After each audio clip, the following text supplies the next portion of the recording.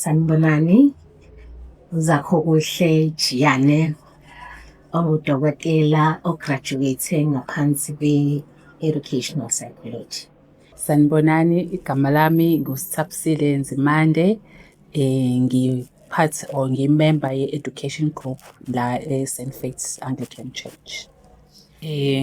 Firstly, sizoqala sibonge uDr. Jiyane ngesevisi enhle asenzele yona ngokusikhuthazela i-youth.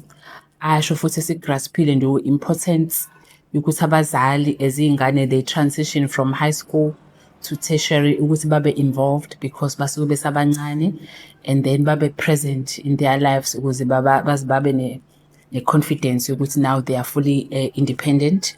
Saphinde futhi sathola nokuthi kubalekile ukuthi umuntu noma esegraduateile kuthiwa akawuthola umsebenzi a-check ukuthi imaphi ama-skills lawa wafundile anze lento kuthiwa i-self-employment, or kuba ukuthi mawukuthi mhlambe uthola ukuthi awuthola umsebenzi, what God-given talent do you have that you can use as a skill or esingakusebenzela ukuthi ukwazi ukuthi wenze umsebenzi, uthole umsebenzi or create ama-job opportunities nabanye.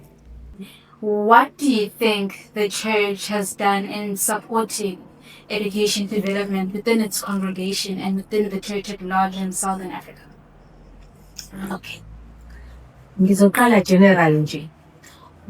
Okokuqala nje esingakusho amasonto aplay i-role enkulu kwi-society because they are influential kuwo wonke ama-aspect empilo. So amasonto iyona ndawo kwelapho kumele khona kube ne-empowerment ngendlela ehlukile. Uqala ebantwaneni abancane ba-empowerishe about nje i-reading. I-reading it's very important. Amasonto kumele abe ne-collaboration ayenza nama-library.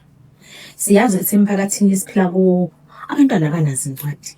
Abanye bagcina incwadi esikoleni. Abanye futhi ama-library awekho. So kuyi-duty yesonto ukuthi babone ukuthi how can they empower. Emasontweni sino-Sunday school. And babe nencwadi ezi-graded so that uzokwazi ukuthi bonke abantwana at different levels because abantwana abafani. Eklasini nje elilodwa ungathola ukuthi bakuma-levels ahlukene, mhlawumbe ama-levels awu-3. So into ebalulekile le ukuthi siqale nje ne-literacy. Literacy should begin at church. Bafundise ukuthi abantwana bakwazi ukufunda iBhayibheli. Esontweni abe khona lamabhayibheli ey'ngane lawa nethombe. Uqale lapha e-Sunday school. Before aze aqale afunde iBhayibheli elikhulu akabe esezazi incwadi ekhona elokhu nje eBhayibhelini esebenzisa lamabhayibheli lawa abantwana. Ungabikho kwamabhayibheli abantwana esontweni kungaba ama-challenges because abantwana sifuna ukuthi siqale nje sidevelophe i-literacy right, iqala lapha kwe-basic umafuyilo kwi-foundation phase. Kusuke lapho emasontweni kudingeka ukuthi kube ne-support egcwele.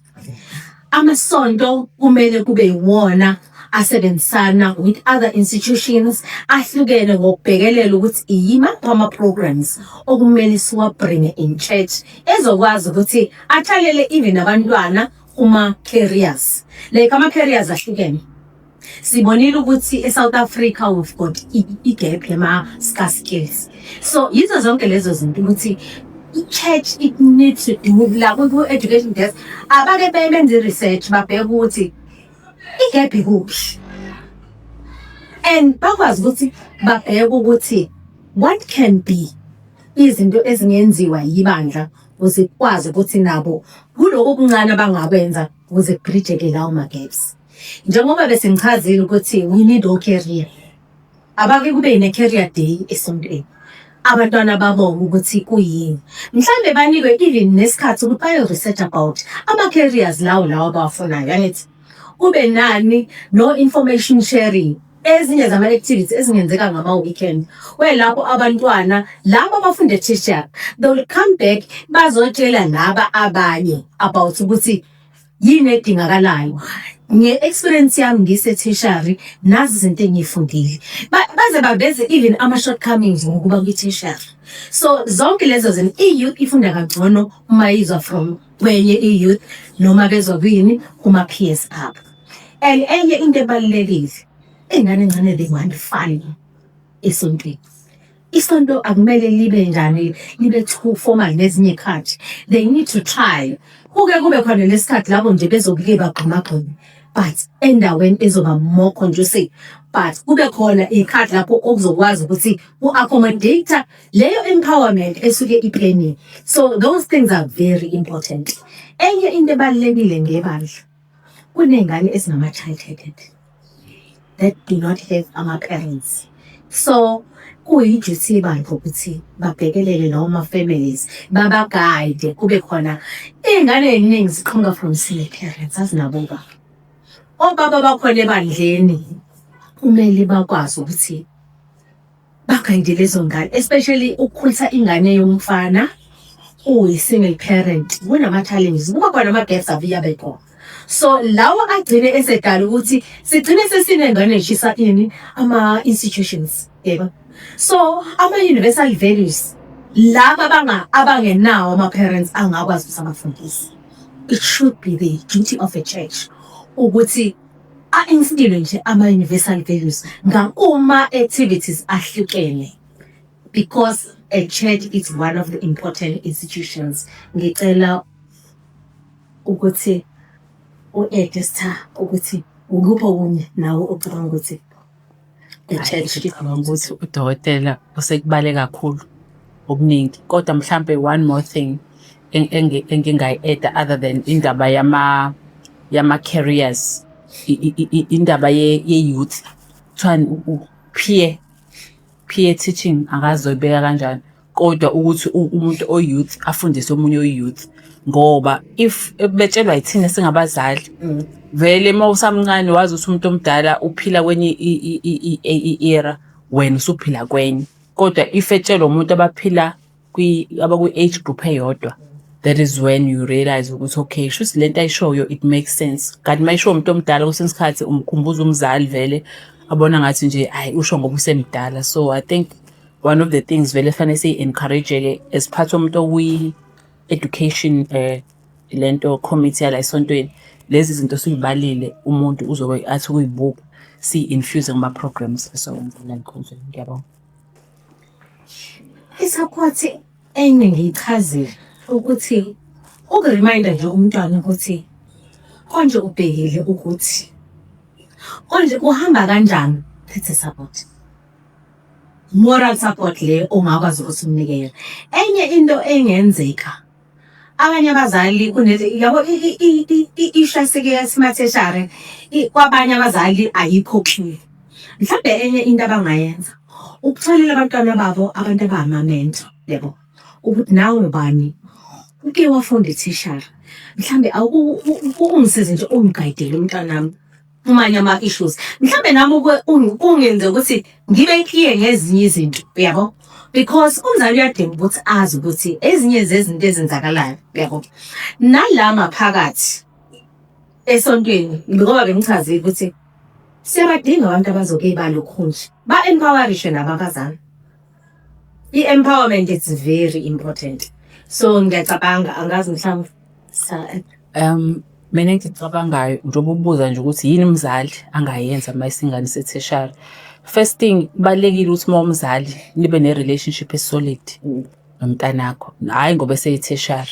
So as ekhula, as much as umzali, kodwa futhi kufanele uphinde uzame ukuba umngane ukuze ungabi stranger emntaneni wakho. Uma esesuka-ke manje ekhaya engasezokuhlala nawe, eseyohlala nezinye iy'ngane la eseyoqala khona ukufunda i-independence, as much as esenayo lento ukuthi u-independent, but ungayeki ukuba umngane wakhe, ulalele lokhu mayixoxela, kodwa khona lokho ozokufunda in between the lines angakusho, bese uyangenelela lapho as umzali. Mhlawumbe ngizokwenza example because for example abanye abazali liyaphela nje isonto ingane yakhe engakhulumanga nayo, futhi kube normal, kube ukuthi nje bakhuluma ukuthi nje badeshile uDr Jiyane ukuthi uzokubuza indaba yemali ungifakela nini makuphela inyanga, hayi pocket money kuphelela lapho. Kanti fanele ingane yakho iyazi ukuthi ngisho sase-primary angizokuthi uma ibuye esikoleni umbuzo ukuthi how was your day, ayingayipheni-ke leyo. Even noma sese-tertiary uzwe frustration yakhe nge-lecture ethile, nawe uzobe ngathi uyafunda umbuze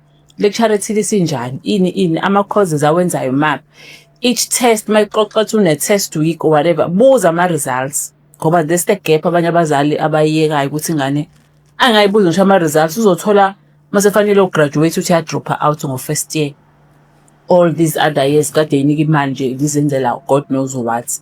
Kanti if every time iyazi nje ukuthi kuyinorm njengoba ikunika ama-test results esikoleni nama sekuse-tertiary, phela unyaka angaziwa ngumntwana ukuthi uphasile noma ufeyilile, cela i-academic record yakhe uyibone ukuthi ngempela lo muntu lo proof of registration ukuthi usiya kuyilento elandelayo. So it's all those things ukuthi as parents ungezwa ngumntwana ngoba seseseshari ukuthi hayi se-right, you'll end up usuthi wena ujabulela ukuthi uyaqeda this year only to find ukuthi omunye noma engade-register still konke kodwa usaka-first day uqale le course wayiyeka wadi-register. Fanele azi even ezwe ukuthi le course inzima akadiscusse nomzali ukuthi sithi siyayidropha yini ngoba sindawonye. Awuyikho indlela engakusupport ngayo. Now sekukhona ngisho ziningi izinto ezenzeka kwi-social media like TikTok, they are not only for just social izinto ezokudlala, khona into educational nge-AI. What kind of intervention engamsiza naye, or maybe what tutorial lessons can I pay as umzali ungagcina ukuthi umkhokhela ama-extra lessons obufuna athole o-A ku-matric. Now seseshari khona lecturer abonayo ukuthi akalizwa kodwa maybe can find tutorial lessons other than of the same institution somewhere. So those are the things happening practical that the parent can do. Just uku-add futhi ngaphakathi ama-institutions akhona ama-tutorials and awangaphakathi asuke e-compulsory. Omunye menga-attendanga akakwazi ukubhala. So yizo zonke lezi zinto ukuthi umzali makazazi yabo nje umeko wa-check-a kahle yonke into about ama-procedures umzali angakwazi lo bese ebheka athole ukuthi umntwana wakhe ngempela uya-attenda yini lezo zinto nge-support amnikayo. Abanye abake babheke kwi-CEO kune-office lakhona mhlawumbe bengaba Google i-office elidila nama-late registration nani baye babhekele ukuthi imaphi ama-institutions amanye angacisha athathe. Ngokwama-resi-ke siyazi ukuthi-ke nomzali fanele abe involved, mhlawumbe babheke ukuthi zikhona yini ezinye iy'ndawo ezi-next to the university ezingakwazi ukuthi ziba-accommodate abantwana. Okunye mhlambe okungenzeka ukuthi laba abangazange bathathe ama-university ake babhekile nase-TVET. Ama-TVET they are very important and ba-offerisha izinto ezi-practical. Ziyathatha iy'ngane ngisho kuma-companies ezivela kuma-TVET. Siye sibone ezinye zenza ama-in-service zenza in-service zonke lezi zinto lezi but ziyakwazi ukuthi zithathwe. Ziphuma zinawo ama-skills ukuthi baqashwe ukuthi nje angazi sometimes si-channeleke ukuthi the only place eyi-tertiary ukuthi fanele wonke umuntu aye-university. And another thing akusibo bonke abantu abazoye e-university. Omunye ufrustrated ukuthi ama-points akhe awumvumeli. Kanti lapha into ey'ningi zama-points into ezinganakekeli because kusuke kuzokwenziwa practical. So abake bakubheke lokho ukuthi yiziphi ezinye izinto abangazenza. Enye into ebalulekile mhlambe abafundi okumele babe nayo. Umuntu fanele abe ne-first choice, i-second choice, ne-third choice. Kuze kuthi makuwukuthi i-first choice ayiphumeleli, ne-second choice abe nawo third choice. Angathi nje ngifuna ukuba udokotela. What about mengathi kudla? What about ama-points mephuma engamvumeli? Because ama-universities adinga ama-points angafani. So ezinye zezinto awumele bazibhekelele lezo, yabo. Maybe to add kulento yama-points because yabo nje any disadvantage this year in particular ngo-2026 ngoba kuphaswe kangaka in particular KZN ku-number 1 uzothola ukuthi-ke manje umuntu into abe-applyile maybe umngane wakhe on the previous year ngama-points ayinawo wakwazi ukungena kodwa ngoba this year sebebaningi abantu abano-A nama-institutions angeke athathe umuntu ono-minimum baye kumuntu oku-maximum. Kushuthi ngaleyo ndlela ukuphasa kakhulu nabo kuyaba-affect. So ibuyele ekutheni-ke nawo weigh your options. Maybe thatha-ke kushuthi awusathathiwe kule kade uyifuna. Maybe thatha-ke le obonayo ukuthi ngingakhalela kuyona ngoba mhlawumbe kusane-space. Ayikho into ethi phela uma ukhethile. You can always change usungaphakathi. So that is my other advice ngisho ukuthi no, register lokho abathi baku-accepta khona. But uzothola ukuthi masungaphakathi kunabafundi vele abavele ba-drop out kube njani, then there is space, then you can always ungena. But ke singayikhohlwa nale ukuthi i-society manje or i-economy yase-South Africa is oversubscribed ngama-theory asema-university, sesidinga practicals kusho nje kudingeka i-mindset shift ukuthi ibukeke ngathi inferior ama-TVET, whereas in other countries uwona bekwa phambili. Msanda kuba kwenye nje i-meeting where with people from China, I was shocked mina ukuthi izinto thina esizenza 3 years into abazenza 2 weeks nje kuba i-program ka-2 weeks. Ingane as early as grade 3 seziyazi computer programming. Those are skills primary. So until the education system yethu ishintsha nathi society shift le mindset yokuthi you must only have degrees and whatever, not is skill, angeke usisize. So ke kulabo bafundi ake be psychology bona ukuthi no, maybe it's time I do what the economy of South Africa needs. How do you identify that? You identify by solving a problem where ukhona ukuthi i-community yami inayiphi challenge, yini engayifunda ke ezo-solve that challenge. So ifundile, you start your own business, you solve the problem. That's how entrepreneurs are made. Ngiyabonga. And for our last question, advice to students asebengenile ama-varsity returning and first years. Siyazi akukho lula, especially from a first year standpoint. You're in a new environment, isikole esikhulu, isikole esilingana ngazi nedolobha lonke, usuka la uyele indawo ongayazi, abanye bayasuka la eKZN uyahamba uyabo Western Cape uya nakuphi. Just advice for abantwana ukuthi mawufika lapho nakho ungakwenza umuze nawe ungayibonisa udrawna in the sea that you've never been in. Okokuqala nje ngaphakathi awuku-check abantu asebevele asebesenza mhlawumbe second year, third year. Thola labo bantu ozobabuza as early as possible. Get information, ufunde ama-prospectus and everything. Lapho unga-understand because i-gap iqala lapho. Njengoba bengike ngakhuluma ngani ngokudrawela ama-timetable. Once waqala wazazi izinto, encourage nakwabanye, yabo, ucheck izinto. If ever kuwukuthi there is a lecturer oyibonayo ukuthi is approachable, buza. Ukubuza ibona okukusizayo ukuthi ukwazi ukuthi njengamanje ngizokwenza njani, because mawuhlala uthi ayikho change awutholi lutho. Once wathola more information, leyo information izokwazi uku-empowerisha ubone ukuthi how do you navigate, how do you adjust, yabo, nabo la ngizokwenza kanje. So lokho kuyakusiza, kuzokusiza kakhulu because uzokwazi ukuthi ukhophe, ukwazi ukuthi izinto zenzeke, nawe ukwazi ukuthi u-adjuste, ukwazi ukuphila ibhizinisi.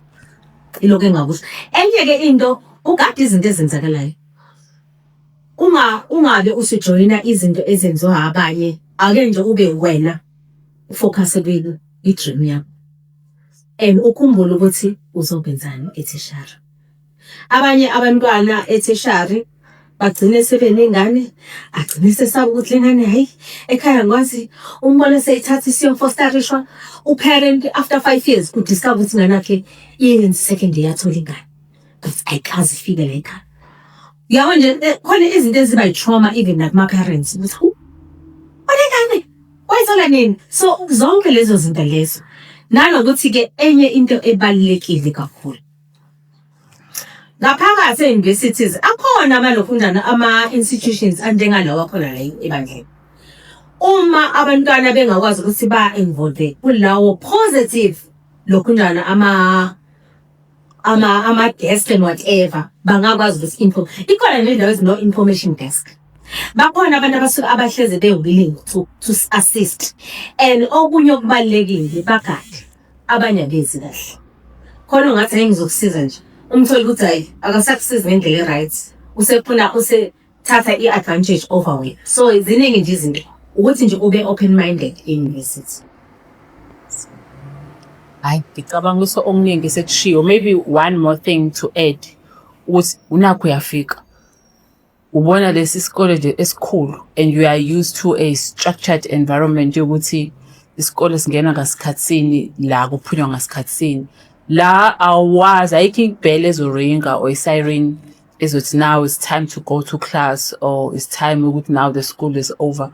There's always activity and you are overwhelmed with what is going on. It goes back to knowing your identity, knowing the cause ozoyenza wena i-attendwa nini, iphela nini, zonke lezo zinto. Because I can share a joke when I started university, because I was from a boarding school. I was waiting for an assemble to be called so that everybody would be addressed and told where to go. And laphela isonto abantu engangifunde nabo sasiyenzile orientation week, but I think that part I don't know how I missed. I thought after orientation then sazobizwa nge-university formally. Then I meet people that I met during orientation and they're asking me, they haven't seen me in any of the classes. I'm like, how have we started? So so I have that personally, ukuthi if you can really be lost. Mina ngibona abantu, there are times when thuleka futhi mase kushintsha ngiyabona ukuba nebusy phinde futhi kuthuleke. I'm just sitting there at cafeteria enjoying the music, ngibuka abantu abadlulayo. So it's important ke lento ayishoyo ukuthi know your timetable, know ukuthi kwi-course yakho yenzayo iqala nini. By the time uthi wena useclassini usufika ususelevel seliphumile i-course outline, usufanele ubuze fast. So bazi ukuthi i-setup nje ayifani. It's not a school environment. You are fully regarded as an adult. You must know when you are attending, when you are writing your test, when you are supposed to submit your assignment. Nobody would come to go after you and ask you that. The only thing they will tell you is you're not getting our credits to write, full stop. So yeah, that's what I can share. Sabon. Siyabonga kakhulu ngesikhathi senu.